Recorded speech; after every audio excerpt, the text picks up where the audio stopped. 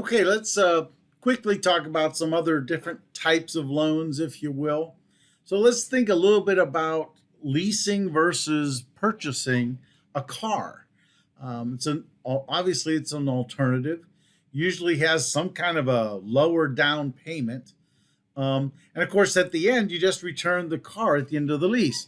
At least that's what they say. So this decision is really dependent on the estimated market value of the car at the end of the period, right? So when you lease a car, at the end, technically you give it back. Are you going to give it back in perfect condition?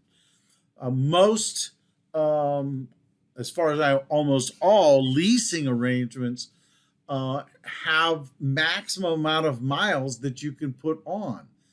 So you may only be able to put 12,000 miles a year on the car. So you have a 3-year lease, you can only have 36,000 miles on that car when you take it back. What happens if you have 40,000? You have to pay for every single mile over the 36. What your alternative might be, again, if you're going to use it a lot and you're going to have more miles, is you're going to have to pay off the balance at the end. So what is the value, right? What is the payoff of the car at the end of the time frame? Again, this is information that you can get from the leasing arrangement. So again, the disadvantages, you really build no equity. You're still responsible for maintenance damages, drive too many miles, right? If you decide you want out of the lease before it's over, all of these things are going to cost you more money. So leasing a car, especially if you drive frequently, usually is not economical, right? It's usually cheaper to buy the car than it is to lease the car. There are some sites, I've referenced this Edmunds.com site a couple of times before. They have some sections, if you put in the search term lease versus buy, it gives you some good information about this decision and how you can make the decision, understanding the costs, right? So you think about if you buy a car, right? So what do you have? You have to put a down payment. You put $1,000 down. But if you put $1,000 down, that means you're not going to be able to get interest on that money, right? So if interest 4%, that's $40 a year. 4-year loan, it's going to cost you $1,060 in this interest that you've, in quotes, lost because you gave them a down payment.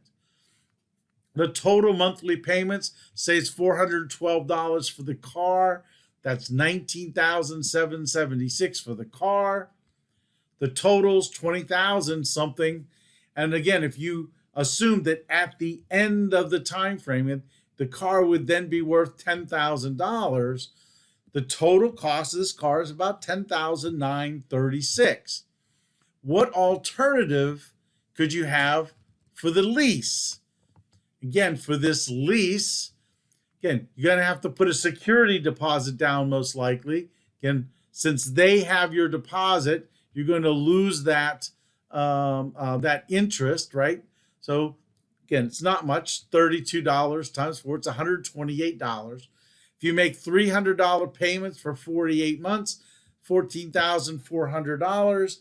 In this case, the cost of leasing is $14,000, where before, because you had the trade-in, you had some equity, we're down to $10,936. So if this is for the same car, then it's cheaper to buy the car than it is to lease the car, even though it looks like the lease is less expensive. The payment is less expensive. Everybody knows what a student loan is, I'm sure. One of the things that's currently going on is most because of the COVID experience that we're going through right now, federal payments on loans has been delayed or deferred. So interest is not growing on student loans right now. However, when interest is being paid, interest can be tax deductible. right? So you do get a tax credit from student loan interest when we're paying interest. Home equity loans, right? You could borrow against the ownership or the equity part of your house. The equity is your home, the value of your home, minus the debt that you owe on the house. Typically, you can finance up to 80% of the equity in your home, right? So if you have a $200,000 house, typically the most you can borrow is $160,000 on that house, 80% of 200,000. So if you, 160,000. So if you owed 100,000 on your house, it's worth 200,000. You could borrow 60,000 in the form of a home equity loan. You can't borrow up to the maximum amount of your house for a home equity loan. In fact, it's very difficult to buy a house at 100% loan to value, except some very rare circumstances. Obviously, your credit and the economy is going to have an impact on your house. Currently, 2021, from 2020 through 2021, we've had some substantial increases in values of homes. So the values of homes have gone up fairly substantially in the last couple of years. So this means that there's more equity in your home than maybe what would have been growth-wise in the last several years. We know interest rates for home equity loans, typically the variable. Many banks, though, do offer a fixed rate. Again, obviously, the interest paid on a home equity loan can be tax deductible. Now, this has changed. If you remember, we talked about taxes in a previous chapter video. If your home equity loan is used for increasing the value of your home, that interest is tax deductible. But if you use a home equity loan to buy a car, that interest is not tax deductible.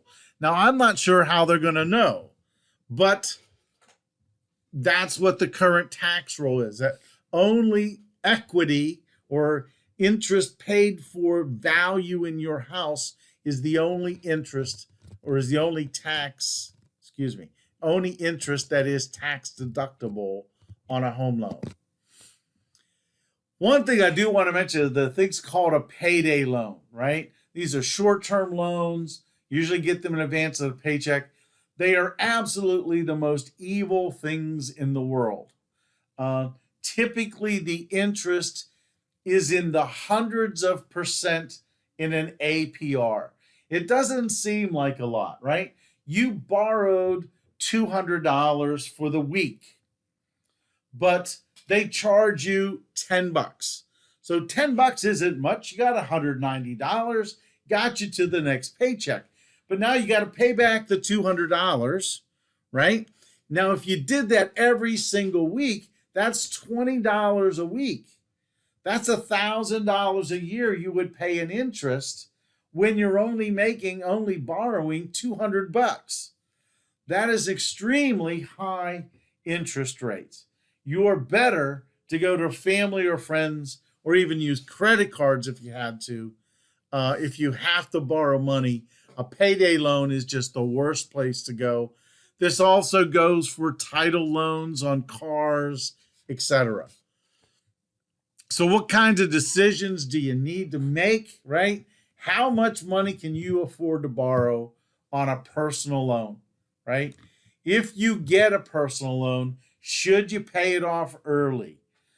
If the interest rate is really, really low, then you maybe delay making that payment because it's low interest rates. But in general, we want to try to get out of debt as quickly as you possibly can, because getting money to work for you is better than getting money to pay somebody else.